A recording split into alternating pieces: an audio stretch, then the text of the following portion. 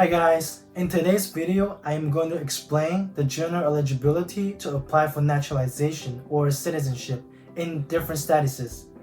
If you have been in the US for a while now and you are planning to become a US citizen through naturalization, this video is for you, which will help you determine if you're eligible to apply for citizenship at this point of time.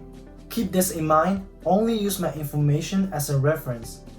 We're going to talk about how you can apply for citizenship in 3 scenarios. But before we dive into the topic, could you please hit the like and subscribe to my channel if you think my videos are helpful? This really helps to grow my channel, and I thank you all for the support. Let's talk about the first scenario, that is when you are a lawful permanent resident in the US and you're interested to apply for citizenship. This chart here shows the general eligibility requirements for the people who wants to apply for citizenship as a permanent resident. To break it down and make it easier for you guys to understand, the requirements that first of all you have to be at least 18 years old when you apply for naturalization. Next, you have to live in the US as a permanent resident for at least 5 years. You have to show that you have been physically present in the US for at least 30 months out of the 5 years before you apply. In addition, you have to show that you have lived for at least 3 months in a state of your residence. If you are a student and are financially dependent on your parents, you may apply for naturalization where you go to school or where your family lives. There are a few more things. You have to be able to read, write, and speak basic English. If you're watching my video and you're able to understand what I'm talking about, you should be fine, alright? My English isn't as good as expected, and I have been in the US for more than 10 years. You have to have knowledge and understanding of the fundamentals of the history and of the principles and forms of the government of the United States. Lastly, you have to take the oath of allegiance to the United States, which is the last step of your naturalization process. Keep this in mind, you are only officially considered as a US citizen after you take the oath of allegiance. Therefore, please be mindful on your citizenship application. That's basically all the requirements to apply for citizenship as a permanent resident. Feel free to pause the video and take a careful look at your requirements. The next scenario is that if you are married to a US citizen and you are also interested to become a US citizen. And this chart shows the requirements for the people who wants to apply if you're married to a US citizen. The requirements is pretty much the same except one thing, that is the timeline. If you're married to a US citizen, you only have to be in the US as a permanent resident for 3 years before you apply, instead of 5 years. In addition, you only have to be physically present in the US for 18 months out of the 3 years before you apply. To avoid any confusion, let me just go over this completely.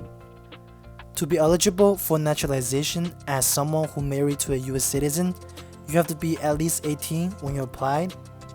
You have to be a permanent resident of the US for at least 3 years before you apply. Next, you have been living in marital union with a US citizen spouse during the 3 years before you apply, and you have lived for at least 3 months in a state of your residence.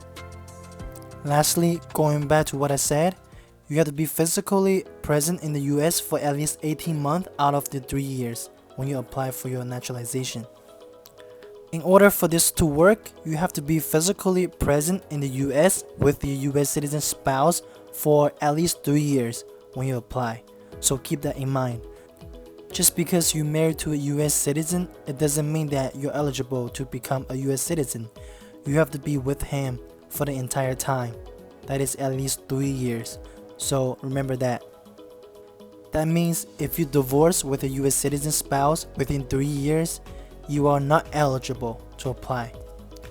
To make it easier for you guys, no matter what scenario you are in, try not to move too frequently because this will affect your residence. Finally, we're on to the last scenario, that is if you're the child of a US citizen. There are 2 general ways to obtain citizenship through US citizen parents. One is at birth, the other one is after birth but before the age of 18. If you're over the age of 18, that means you have to apply like how most people do, which also means that you have to pay for the naturalization fee. This is one of the reasons why I chose to become a US citizen, not only for myself but also for my next generation, that they don't have to go over the same process as I did. If you're under the age of 18, you can just apply for naturalization without the need to pay any fees. In order for your kid to be considered as a US citizen, both of you and your spouse don't have to be a US citizen.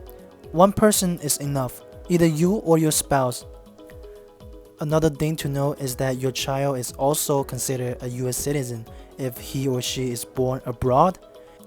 You just have to go to the local US consulate to let them know that you are a US citizen. That's everything for this video. I hope you all learned something. And feel free to leave any comments or questions. I'll be looking forward to see them. Thank you all for watching. I'll see you guys next time.